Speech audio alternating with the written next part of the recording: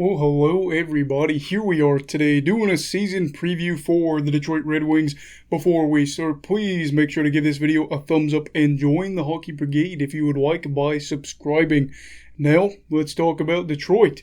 So, the Red Wings, who have been known as the Dead Wings the past few years, are a team that's been rebuilding really for 5 years now, and it's been pretty darn tough along the way.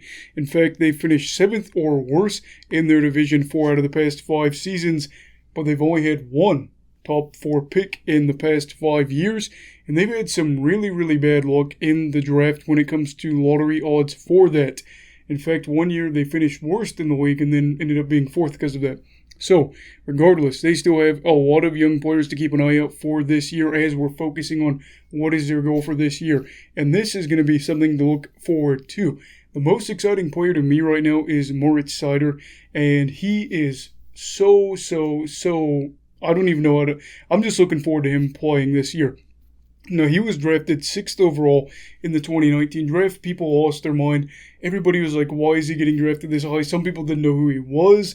And, I'm going to say that I can't wait.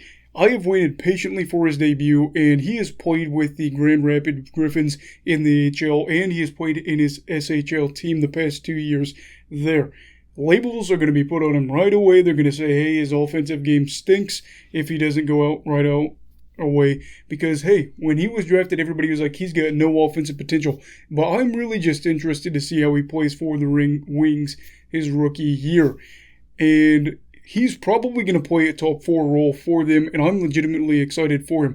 There's been concerns, like we've said, where is his offensive game going to be? Who knows? But just be patient. His defensive game, as long as that's good, that is promising, and if his offensive game can develop, we'll be happy with that for Detroit. Now, another guy to watch is 2018 6th overall pick, Filip Zadina. And last year was pretty disappointing for him as he didn't contribute a ton offensively, and he'll be expected to play a bigger role for Detroit this season. He'll probably end up playing on the second line with Pius Suter, such a fun name to say. And suddenly this second line has a little bit more bite than bark coming into this campaign. I really like the Suter pickup for Detroit.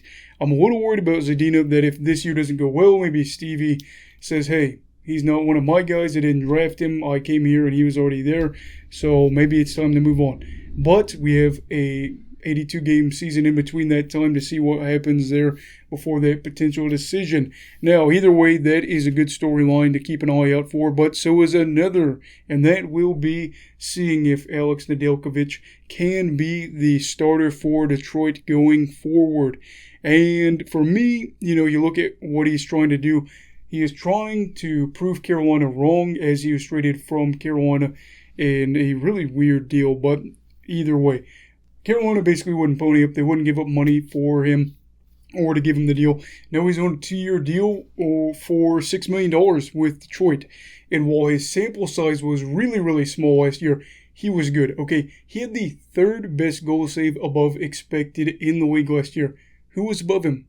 2 former Vezina winners, that being Marc-Andre Fleury, who's 3rd all-time for wins, and Connor Hellebuyck, who I think is a top 3 goalie in the NHL right now.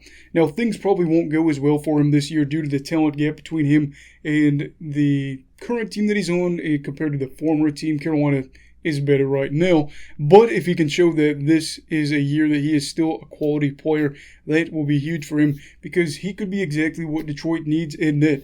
And who knows? You've got some more prospects coming in the next few years. It's going to be coming in waves. I'm really excited for Detroit.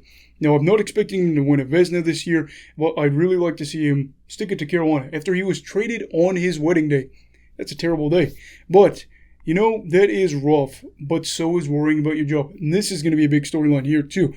Jeff Weshel is that guy. And it's probably worrying about, hey, am I going to be here after this year?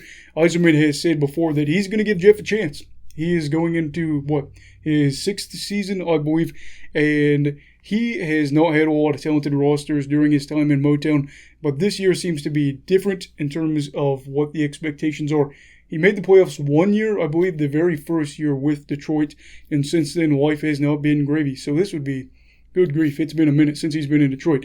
But anyway, the Red Wings are starting to bring in some of the guys they drafted, and they're expecting those guys, A, to get developed, B, to play well, and then C, to turn this thing around for this hockey team. Now, I couldn't find a definite answer on how long his contract extension was, so I don't know.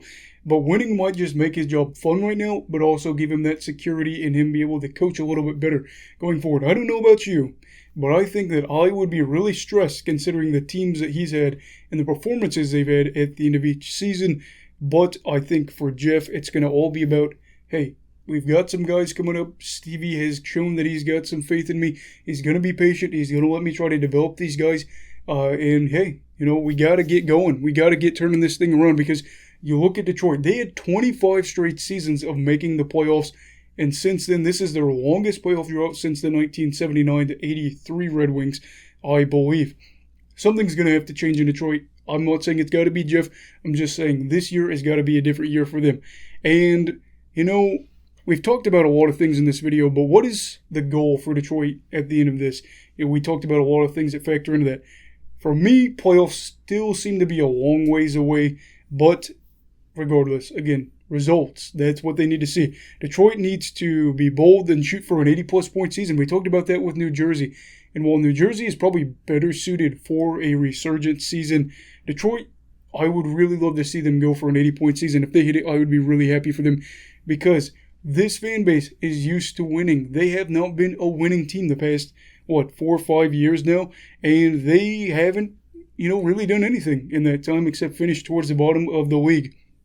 We know they aren't a contender, but again, this fan base is used to good things. Get them excited again in hockey. Get this fan base a little bit of a jolt and get back into it. So really for me, I don't know if that's going to happen, but they are rolling out one line that looks pretty good. We'll have to see how that goes. And in general, it is a roster built for the future, but I'm excited for the future. So what do you think Detroit's goal for this season should be? Let me know down below. Again, if you liked this video, then like this video. See what I did there? Yeah, you saw what I did there. And subscribe to join the Hockey Brigade. Everybody stay safe. Have a great night. Go love hockey, all right? Goodbye, Brigadiers and Brigadettes. This is your captain signing off. Have a great night.